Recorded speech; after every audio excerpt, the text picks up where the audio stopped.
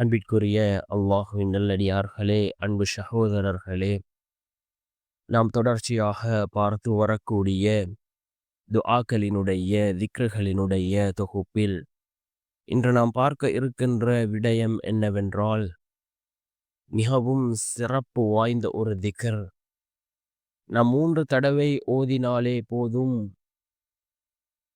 யார் இதனை ஓதுகிறாரோ அவரை விட பாக்கியசாலிகள் வேறு யாரும் இருக்க மாட்டார்கள்.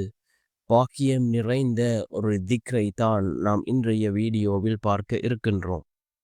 அன்பார்ந்தவர்களே, அல்லாஹ்வின் நல்லடியார்களே, ரசூலுல்லாஹி ஸல்லல்லாஹு அலைஹி வஸல்லம் அவர்கள் ஏராளமான திக்ர்களையும் துஆக்களையும் கற்றுத்தந்திருக்கிறார்கள். அதிலே சில துஆக்களை ரசூலுல்லாஹி ஸல்லல்லாஹு அலைஹி வஸல்லம் அவர்கள் கற்றுத்தந்திருக்கிறார்கள். நரகத்தை விட்டும் பாதுகாப்பு தேடக்கூடிய துஆ, அல்லாஹ்விடத்திலே சுவர்க்கத்தை கேட்கக்கூடிய துஆ. நபியவர்கள் எந்த துஆக்களை கேட்டாலும் நரகத்தை விட்டு பாதுகாப்பு தேடுவார்கள். அதே போன்று அல்லாஹ்விடத்திலே சுவர்க்கத்தை கேட்கக்கூடியவர்களாக இருந்தார்கள். இவ்வாறு நரகத்தை விட்டு பாதுகாப்பு தேடக்கூடியதும் அல்லாஹ்விடம் சுவர்க்கத்தை கேட்கக்கூடியதுமான ஒரு துஆ இருக்கின்றது. நாம் ஒவ்வொரு நாளும் இதனை ஓதுவோம். ஒவ்வொரு ஃபர்லான தொழுகைகளுக்கு பின்னாலும் இதனை ஓதுவோம். ஏனென்றால் பரலான தொழுகைகளுக்கு பின்னால் கேட்கப்படக்கூடிய துஆக்கள் அல்லாஹ்விடத்திலே கபூலாகும் என்று கூறினார்கள் ஸல்லல்லாஹு அலைஹி வஸல்லம் அவர்கள்.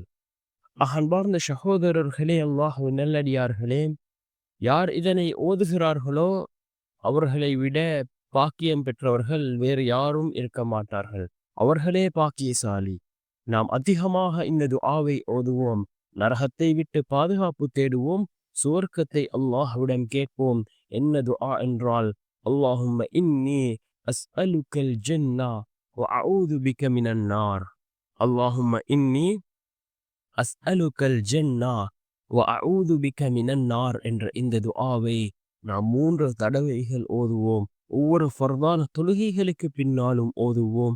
நிச்சயமாக அல்லாஹ் ஜல்ல சுப்ஹானஹு வ தஆலா இந்த துஆவின் மூலமாக அல்லாஹ் நம்மை நரகத்தை விட்டும் அல்லாஹ் பாதுகாப்பான்.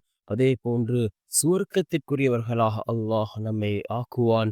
வல்ல நாயன் நம் அனைவரின் பாவங்களையும் மன்னித்து உயர்ந்த ஜன்னத்துல் ஃபிர்தௌஸ் என்ற சுவனத்தில் நம் அனைவரையும் ஒன்று சேர்ப்பானாக. ஆமீன்.